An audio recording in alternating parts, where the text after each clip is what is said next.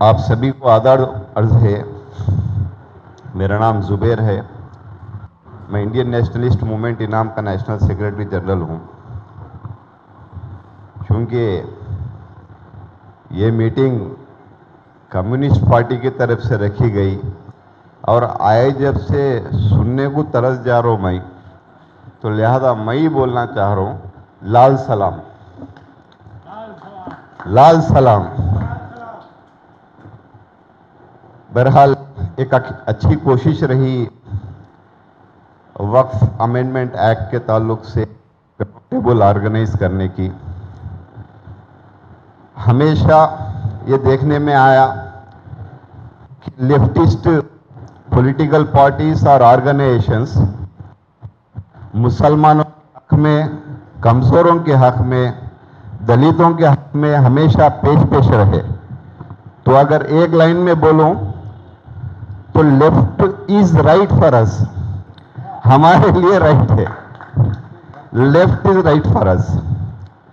رہی بات امجد اللہ خان صاحب جیسا بولے کہ اندر آ رہا بینر دیکھا اور ایسا بینر لگانے کے لیے ہمت ہونا، واقعی یہ بات ہے. وقف ایکٹ امینڈمنٹ فار ہوم. تو یہاں پر ایک چھوٹی چیز سمجھنے کی ضرورت ہے.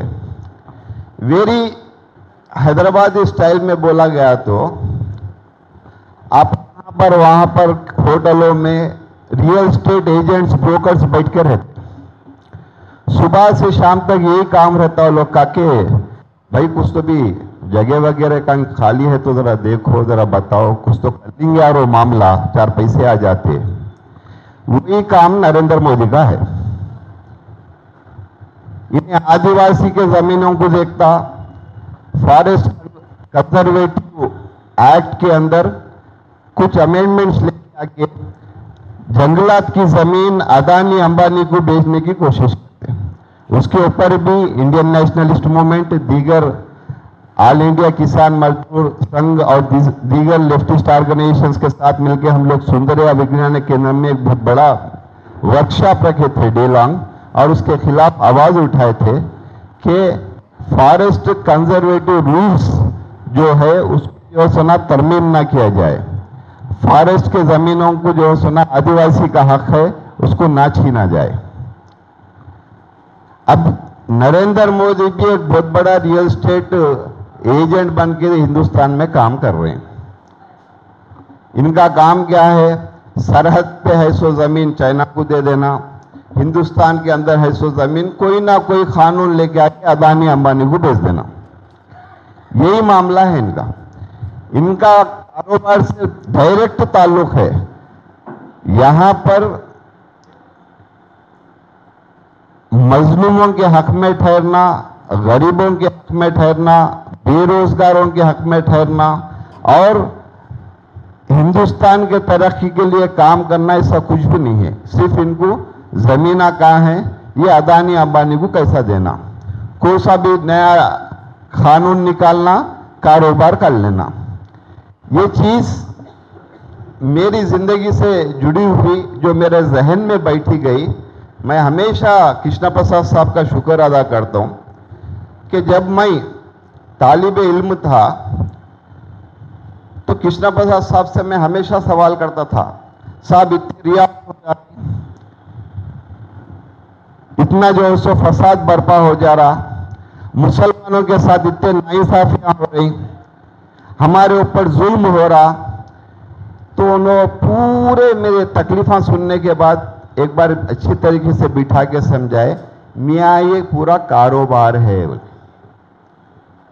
مسلمانوں پہ ظلم، زیادتی، ریاض اور یہ اس کو لے کے آ کے کاروبار پہ بتائے. تو آج حالات جب ہم لوگ دیکھ رہے ہیں تو حقیقت میں اس کے پیچھے پورا کاروبار جڑا ہوا ہے. تو رہی بات وقف امینڈمنٹ ایکٹ کے تعلق سے، آپ سبھی حضرات اس کے کیا امینڈمنٹس ہوئے، کیا ہے، سب باتیں سامنے رکھے. تو ہم لوگ بھی پچھلے 12-13 سال سے کرشنا پرساد صاحب کے لیڈرشپ میں وقف کے لیے آواز اٹھاتے گئے جب بھی موقع ملا. اور मुझे अच्छा याद है 2013 में एक मीटिंग में ये बात हम लोग रखे थे कि वक्फ बोर्ड कुछ अंदर से खोखला कर दिए। वक्फ एम्प्लॉइज को वक्फ रेवेन्यू के तहत जो है सुना आप सैलरी देते, उनको 010 अकाउंट के तहत सैलरी नहीं देते, क्यों जो है सुना स्टेट एम्प्लॉइज के जैसे आप ट्रीट कर रहे हैं, तो स्टेट ट्रेजरी से क्यों तनख्वाह नहीं देते, स्टाफ क्यों नहीं बढ़ाते। कौन से भी डिस्ट्रिक्ट में वक्फ इंस्पेक्टर को ना एक कुर्सी रहती ना टेबल रहता।